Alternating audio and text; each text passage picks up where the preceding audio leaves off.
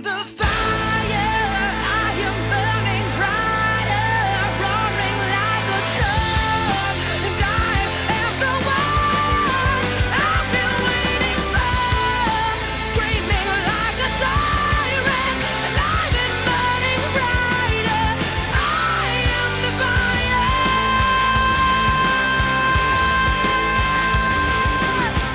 fire. First extensive Canadian tour, coming up to Canada, how important was it to kind of not let your egos get in the way and think, let's just go headline, let's just, do our thing? How important was it to get on a bill with another Canadian band to get more fans out? Yeah, I mean, it's definitely been part of our philosophy for 18 years, this slow and steady ride on the way up. And we've seen what can happen when you jump the gun a little too much. And there is time for risk and time for not. Obviously, our lives are kind of full of risk, and it's better to take the risk. But to me, I don't know if it would be necessarily fair, for everyone to just be like, oh, wait, who's this? Hale who? What? So it's really nice. And we've known these guys for years and done a bunch of different one-offs throughout the years with everybody. And so it just seemed like a natural fit. And, I've been really enjoying being an opening band and proving yourself to an audience every night and seeing these guys kick butt every night. It's been awesome. Well, does it bring back memories to those days when you're doing it in the States and having to prove yourself down there as well? Absolutely. It's so much fun because you can, I no pun intended, but I do get off on finding 2 or 3 people that are who are you? And then okay, now I'm singing to you. And then give them 2 or 3 songs, and then everyone's like, okay, yeah, no, I get it. That's cool. I don't know. I like having to prove myself. So. And along the way, are you surprised at how many people out there, know who you are and are singing along? Did you expect how many people you see? We weren't necessarily expecting a whole lot. We were expecting a smattering, but it's been really cool. For instance, there were a couple habits I developed on our last headlining tour, where it's I would stop singing and let the audience sing, that type of thing. Yeah. And I told myself in the beginning of this tour, okay, I need to not do that because not everyone is going to know. And they've proven me wrong because I'll sing and everyone's like, wait, they're singing it anyway. This is great. So yeah, it's been a pleasant surprise. Right. And for the band on a whole, does it bring you down to earth almost, being the opener and doing this? Yeah, we haven't really changed much. Yeah, not that your egos are out of control or anything, but it's funny. There's this and I know that there are some bands that definitely change with success, but like I was saying before, with how slow we've been a band for 18 years, and are just really lucky to have not killed each other yet, and it's still same 4 members, and and have the success that we've had. So it's I don't know. It's everyone thinks that oh wow, you've made it now. I'm well, technically we've been making it since I was 13, yeah. But now I'm 32, and mentally we haven't changed much either. It's there's still the horrible dead baby jokes and fart jokes, and just our sense of humor is warped. So. Yeah, inside we haven't changed much either. So. Right. And over that 18 years, 3 full-length albums, basically 3 years between. A lot of bands these days, it's every year you got to get an album. So why that kind of 3-year approach for you guys? It's mainly because of the touring. It's kind of, it's our strong point. It's what we do. We're kind of road dogs at this point. It's you spend 6 weeks out on tour, and then you have a week and a half at home. So it's that's just where we are at.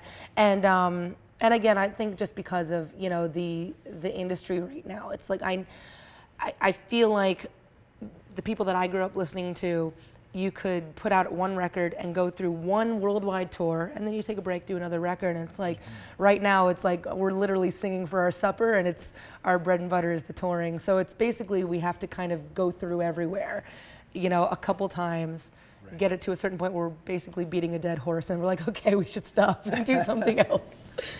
And the new album, earlier this year, it came out. When you're looking at songs for your albums, are you looking at what's going to play live? Is that influence the choices on the album, or are you choosing the songs and then, hey, let's turn these live, let's do that? Well, this particular record, Into the Wildlife, was done very much in a live sense, and we were erring more on the side of making moments and that human element to what we do. We're trying to bridge the gap, because for our first two records, as much as I'm super proud of both of them, because we did everything very kind of streamlined and more assembly line style of recording, as in, like, for instance, my brother would go in and do all the drums in 2 days. I would add all my guitars, Joe would add all his guitars, we'd do bass, and then I start singing. So we're not like all like in the same room, like jamming together. And then we would put these records out, people would come and see us live and be like, oh wait, you guys can actually play and you can actually sing. I'm like, yeah. And he's like, well, you can't trust records anymore. I get it. So this record was very different. We actually performed all of these songs live, from the beginning of the song to the end, no cut-ins, all of that. So, there are many happy accidents and mistakes on this record, which is something that we wanted to do, and because that's kind of how we do it live. We plug in, we play. There's no tracks, no trickery. So, just trying to kind of find that happy medium with that. So this record definitely. And doing it in Nashville, like you've said, one of your the bands you look up to is the Foo Fighters. Their new album, the cities they were in influences songs. So did you find that at all for you guys doing this record in Nashville? Did that influence the record at all? That kind of country vibe? I'm sure there's an earworm that wiggled its way in there.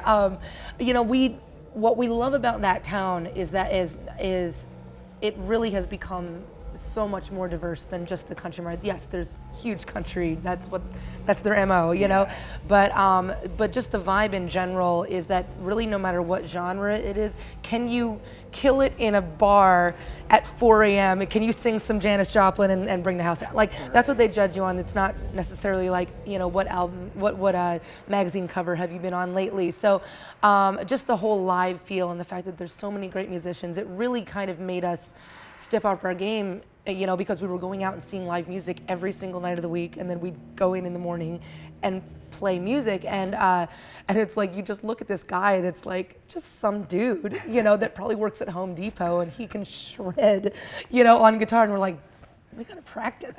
So in that aspect, that the musicianship definitely influenced us. And with being on the road so much, you talk about those live shows. Do you guys have to make sure you don't kind of get into a rhythm too much with doing so many live shows and just kind of, just another show, just another night? We fixed that mainly by giving my brother free reign on whatever goes on stage, which is, we're rethinking that decision. No, but what we ended up doing, literally because of what we did in the studio this time, we switch up the set every night, and anything goes, and we have a few moments in the set, and you'll see tonight that are kind of controlled chaos, whereas we don't really know where this part is going to go, but someone is going to have to lead, and we're all going to have to listen to each other. One thing we kind of rekindled on this last record was that musical language of us, like, not really speaking, but knowing, like, when my brother's gonna, hit the snare, or when Josh is gonna take over with a bass line and change the key. So, kind of again going back to the beginning of us just kind of jamming in my parents' basement. So we're trying to incorporate that live, which is fun for the audience, but it keeps it fresh and new and us all on our toes, Right. And talking about live, I have to look at my list here. Okay, so after you finish this tour, you have Japan, New Zealand, and Australia before the new year.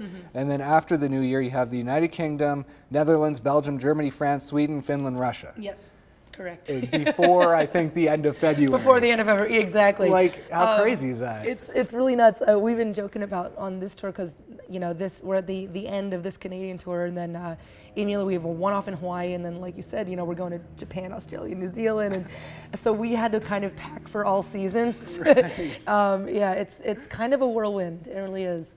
And like going to some of these places, like especially France, like you had a blog post there after what happened in France. How special is a show like that going to be for you, and having the opportunity not just to kind of look at it from the outside, but actually go there in a few months and play for these people and put your heart out there for them. I think that right now, and this is again, I'm not a politician. I'm not, I don't get involved in that. But this particular attack, especially to the Bataclan, the rock club, is somewhere that we played just a few months ago, and so it really hit close to home. And I feel like, again, we had discussed it, and like, okay, so do we continue to go there or whatever?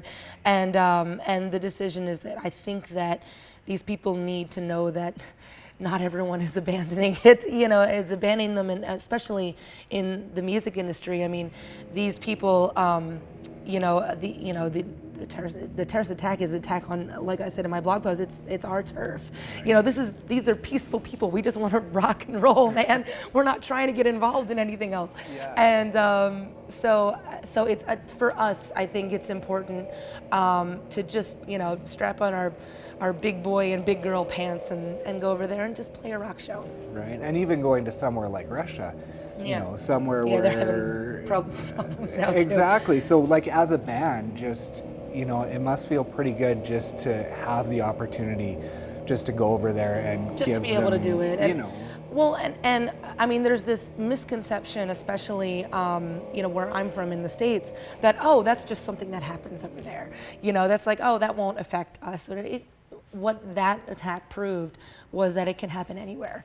It's like it could, I mean, it won't happen tonight because everyone, well, you're Canada, everyone loves you, but it truly, it's every night you put yourself out there, and so what's the difference? It's like between me putting myself out there tonight in Canada or going to Russia, so I'm not, and I love doing this, so I'm not gonna necessarily stop what I love doing, if I can be so selfish, just because these things happen. But obviously you want to keep everybody safe, and there's always that in the back of your mind, and that's what's changed now. Is now everyone is we popped our bubble. There was this safe bubble. They were like, oh yeah, you never think about how exposed you are and how things happen and how exposed the audience would be, and how you're bringing all of these people into one venue, so it's this weird balance, and you have to keep all that in mind now. But yeah, I don't know. Bottom line is we're gonna do it anyway. So.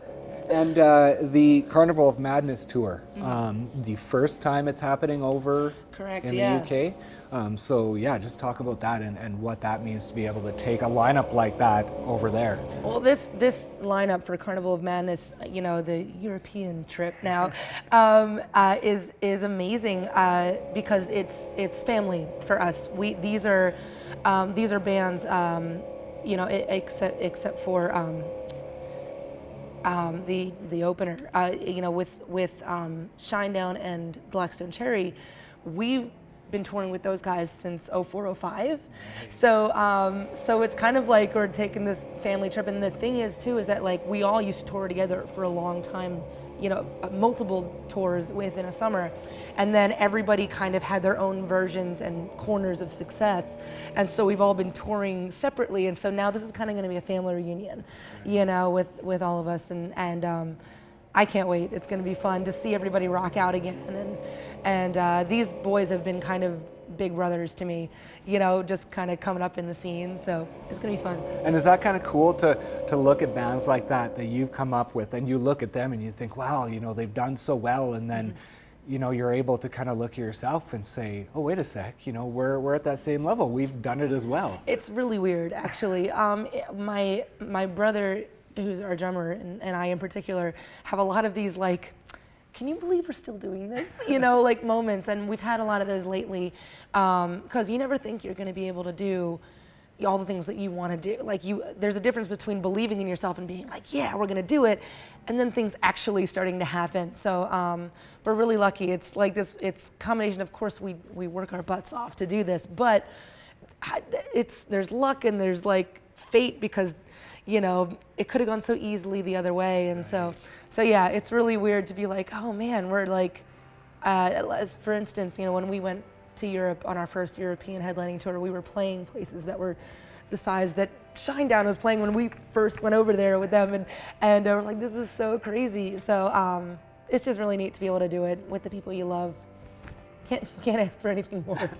And on a personal level, you've had the opportunity to do things with other musicians.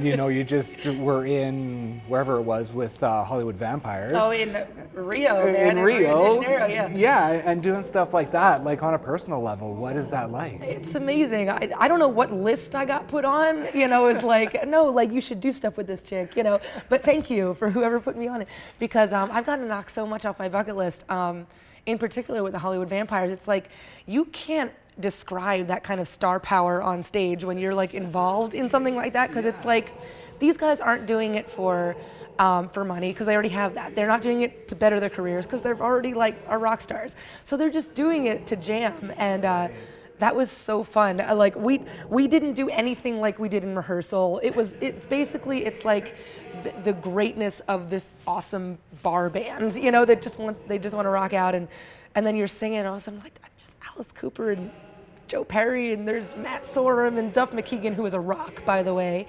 and then Johnny Depp. Yeah. What the hell Just is going randomly on? put in there. Right? It's like, so like for me, I'm a person where like, I love what I do. I know what I can do. But you walk out there like, I can hang with these guys. It's cool. And then like you get out there and like inside you're like, you know, just freaking out. And talking about hanging with them, originally when the club started back in like the 70s, to be a member you had to outdrink all of the other members. So is that part of being part of this band now and guesting with them? The thing is, I think that half of them are sober, so I don't think it's a drinking thing anymore. But yeah, because they were all with their sparkling water and everything. They all smoke those cool little like retro cigarello things. They all like are smoking some weird cigar. So who knows at this point. But yeah, no, it's really cool. I always wish that if I had a time machine, I could go back to like that era, you know, that like kind of mid 70s. Right. Nobody's really caring too much about what's going on yet, you know. It's like yeah, maybe someday. Yeah.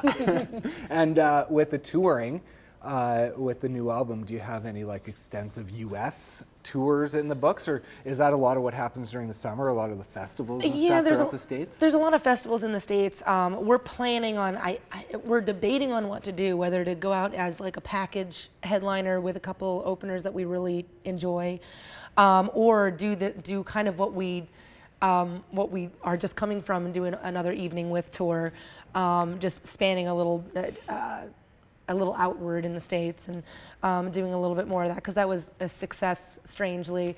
You know, just all us all the time, guys. Hey, you know, we have 3 albums under our belt and a couple EPs, so we're able to fill up the night. But so yeah, we're debating right now actually what's going to be the better choice for us. So. Okay. And tomorrow night, I believe it is, you're in Vancouver for the long-awaited show. Yes, I know. So how exciting is that to finally It's going to be awesome. There? I'm so happy because I love Vancouver. Vancouver was my first Canadian visit ever, when I came up to visit and do some writing out there, and just fantastic studios and everything in that city, but beautiful, and I was really bummed not to be able to play last time. So thank you for everyone for sticking around and coming out this time, because it's going to be fun. We'll pull out all the stops for you. Yeah. And I just wanted to ask about the cover albums, because you have 2 cover EPs that you put out. Mm-hmm. Is there any plans for a 3rd one? There's always plans for those things. It's fun. It's fun for us, and we do it for 2 different reasons. Not just for, you know, let's put something else out there for fans, because obviously it's fun for them too. Yeah. But we've been using them actually to experiment with where we're going to go next on records. It didn't start out that way, but the first one that we did, we experimented with a few different tempos of songs. Like, for instance, there was "Slave to the Grind" and "Out to Get Me," and we had never really experimented with that type of like rockness before, and we all turned to each other like, we need something that sounds like that.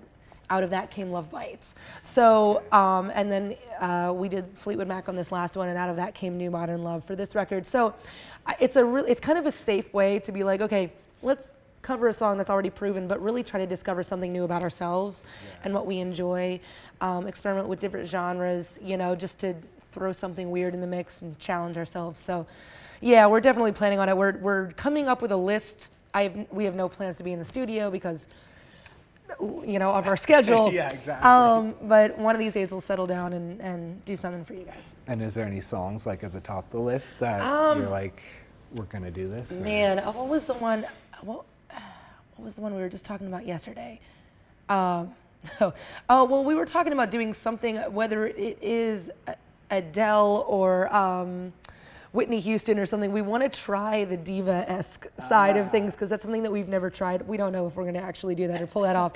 I always say, I'm like, thank God I'm a rock singer, not a diva, because some days when you got to sing, like when you're sick or something, that would just ruin their day, and it's fine, in our area. But so maybe something like that. We want to go a little trudgier, a little heavier on this one too. Maybe some Alice in Chains or Black Sabbath, because we haven't done that yet. So.